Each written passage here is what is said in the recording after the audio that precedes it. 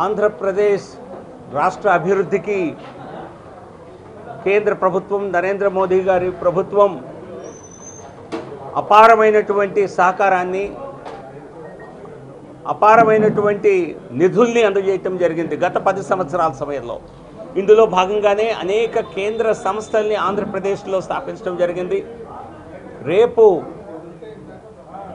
గౌరవ ప్రధానమంత్రి గారు మంగళగిరి ఎయిమ్స్ మరో 4 ఎయిమ్స్తో సహా జాతికి అంకితం చేసేటువంటి కార్యక్రమం వర్చువల్గా రేపు ప్రధానమంత్రి నరేంద్ర మోదీ గారు చేయనున్నారు. ఈ కార్యక్రమంలో ఎయిమ్స్ మంగళగిరి పెద్ద ఎత్తున ప్రజలు తరలి రానున్నారు. ఈ సమావేశానికి కేంద్ర మంత్రులు హాజరు కానున్నారు. ప్రధానమంత్రి గారు వర్చువల్గా ప్రారంభం చేసినప్పటికీ ఇక్కడ ఎయిమ్స్ మంగళగిరి వద్ద కేంద్ర పార్లమెంటరీ వ్యవహారాల శాఖ మంత్రి ప్రహ్లాద్ జోషి గారు, కేంద్ర ఆరోగ్య శాఖ సహాయ మంత్రి భారతీ పవార్ గారు హాజరు కానున్నారు. మేము కూడా అనేక మంది భారతీయ జనతా పార్టీ ఆంధ్రప్రదేశ్కి చెందినటువంటి మేము అనేక మందిని పాల్గొనున్నాం. నేను స్వయంగా వెళ్ళనున్నాను. రాష్ట్ర అధ్యక్షురాలు పురంధేశ్వరి గారు కూడా కార్యక్రమంలో ఉంటారు. అనేక మంది ఇతర భారతీయ జనతా పార్టీ నాయకులు కూడా రానున్నారు. అలాగే ఎల్లుండి 26వ తేదీ ఉదయం 10:30 గంటలకు దేశవ్యాప్తంగా అమృత్ భారత్ పేరుతో ఏవైతే రైల్వే స్టేషన్స్ని ప్రధాని నరేంద్ర మోదీ గారు దేశవ్యాప్తంగా నిర్మిస్తున్నారో దీని కింద రైల్వే స్టేషన్స్ని అధునాతనంగా మోడర్న్ ఎయిర్పోర్ట్స్ మాదిరిగా రైల్వే స్టేషన్స్ని తీర్చిదిద్దుతున్నారు. ఇదే కాకుండా రీడెవలప్మెంట్ ఆఫ్ రైల్వే స్టేషన్స్ పేరుతో కొన్ని రైల్వే స్టేషన్స్ విశాఖపట్నాన్ని అయితే 450 కోట్ల రూపాయలతో అభివృద్ధి చేస్తున్నారు. అదే విశాఖపట్నంలో మరో 2 స్టేషన్లు సింహాచలం అలాగే కొత్త వలస.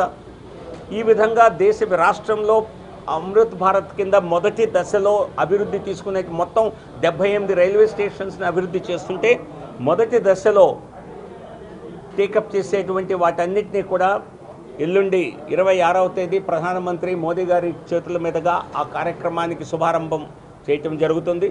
దీనికి కూడా రైల్వే రంగంలో తీసుకొస్తున్నటువంటి విప్లవాత్మక మార్పుల్ని ఆ సందర్భంగా కూడా ప్రజలకు తెలియచేయటం జరుగుతుంది.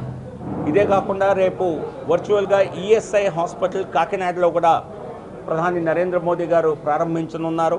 ఈ విధంగా అనేక దేశవ్యాప్తంగా కార్యక్రమాలతో ప్రధాని నరేంద్ర మోదీ గారు జరిగిన అభివృద్ధిని ప్రజల వద్దకు తీసుకెళ్లేటువంటి పని రోజు చేస్తున్నారు.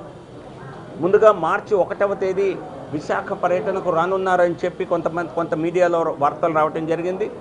మార్చి 1వ తేదీ ఆ పర్యటన ఖరారు కాలేదు. కాబట్టి మరెప్పుడు పర్యటన ఉంటుంది ప్రధానమంత్రి గారిది అన్నదానికి ఖచ్చితంగా కొన్ని రోజులు వేచి చూడాల్సి ఉంటుంది.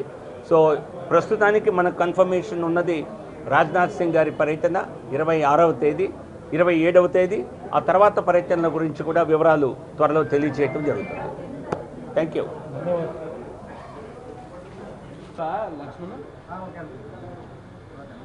ఈరోజు విజయవాడలో భారతీయ జనతా పార్టీ రాష్ట్ర కార్యాలయంలో ఆంధ్రప్రదేశ్ ఏపీ బీజేపీ ఎన్నికల నిర్వహణ కమిటీ ఏర్పాటు చేయటం జరిగింది. దాదాపుగా 3 వారాల క్రితం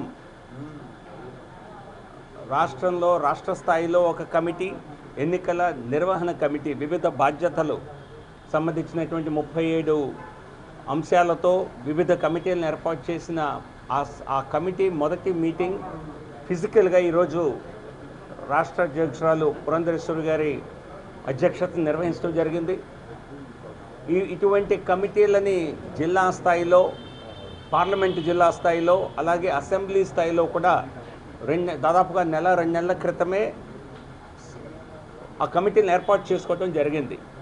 ఈరోజు సమావేశంలో రాష్ట్ర స్థాయి కమిటీ ప్రతి ఒక్క సమూహం ఎటువంటి కార్యాచరణ చేపట్టాలి, ఎన్నికల్ని కేంద్ర భారతీయ జనతా పార్టీకి ఉన్న అనుభవాల మేరకు వివిధ రాష్ట్రాల్లో విజయం సాధించినటువంటి భారతీయ జనతా పార్టీ అటువంటి కార్యాచరణని ఆంధ్రప్రదేశ్లో కూడా మరి అటువంటి అమలు చేయాలన్నటువంటి ఉద్దేశంతో ఈ కమిటీ ఏర్పాటు చేయటం జరిగింది. దీనిలో 37 వివిధ అంశాలకు సంబంధించిన కమిటీలు A to Z ఎన్నికలకు సంబంధించి అన్ని అంశాలకి సంబంధించిన సభ్యులు రావటం జరిగింది. సో ఆ కార్యాచరణతో ఈరోజు భారతీయ జనతా పార్టీ ఎన్నికల సమాయత్తానికి ఒక ప్రధాన ఒక కార్యక్రమాన్ని చేపట్టడం జరిగింది. రానున్న రోజుల్లో 26 ఫిబ్రవరి 27న కేంద్ర రక్షణ శాఖ మంత్రి, భారతీయ జనతా పార్టీ మాజీ జాతీయ అధ్యక్షులు, అత్యంత సీనియర్ నాయకులైనటువంటి పెద్దలు రాజ్నాథ్ సింగ్ గారు కూడా రాష్ట్ర పర్యటనకు రావటం జరుగుతోంది.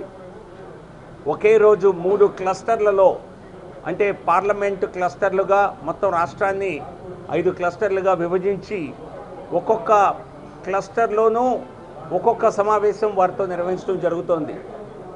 ముందుగా వారు ఉదయం విశాఖపట్నంలో ఒక ఇంటలెక్చువల్ మేధావుల సదస్సుని సంబోధిస్తారు. ఉదయం సుమారు 9-11 గంటల మధ్య. ఆ తర్వాత విజయవాడకి అక్కడి నుంచి పర్యటనకు వచ్చి ఇక్కడ 5 పార్లమెంటు జిల్లాలకు సంబంధించినటువంటి కోర్ కమిటీ సభ్యులు ఎవరైతే ఉన్నారో ఆ జిల్లాల్లో ఉన్నటువంటి కోర్ కమిటీ సభ్యులతో 5 పార్లమెంటు జిల్లాలు సుమారు 100 మందితో ఇక్కడ సమావేశం అవుతారు.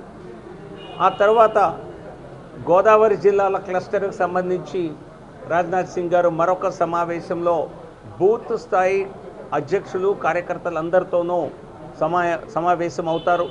సో ఈ విధంగా జాతీయ నాయకుల రాక మరి ఇక్కడ ప్రారంభమవుతుంది. ముందుగా రాజ్నాథ్ సింగ్ గారి పర్యటన ఉంటుంది. ఆ తర్వాత ఇతర జాతీయ స్థాయి నాయకులు కూడా, సీనియర్ నాయకులు రావటం జరుగుతోంది. భారతీయ జనతా పార్టీ కేంద్ర నాయకత్వం ఇచ్చిన ఆదేశాల మేరకు, సూచనల మేరకు రాష్ట్ర పార్టీ ఎన్నికలకు పూర్తిగా సమాయత్తం అవుతోంది. ఇది ఈరోజు జరిగినటువంటి సమావేశ వివరాలు.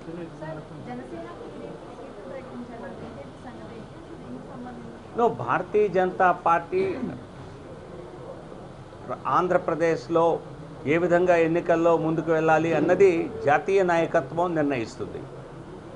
ఇప్పుడు మాకున్న జాతీయ సమావేశాలు జరిగాయి, నేషనల్ కౌన్సిల్ సమావేశాలు.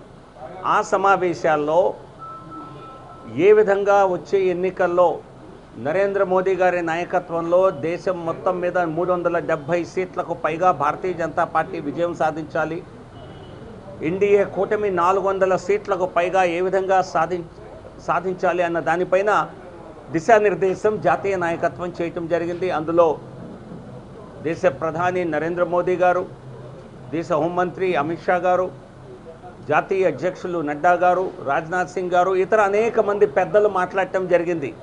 సో ఆ కార్యాచరణలో భాగంగా ఆంధ్రప్రదేశ్లో కూడా ఎన్నికలకి పూర్తి స్థాయి సమావేశాలు సమాయత్తం అవ్వటానికి నిర్వహించుకున్నటువంటి సమావేశం.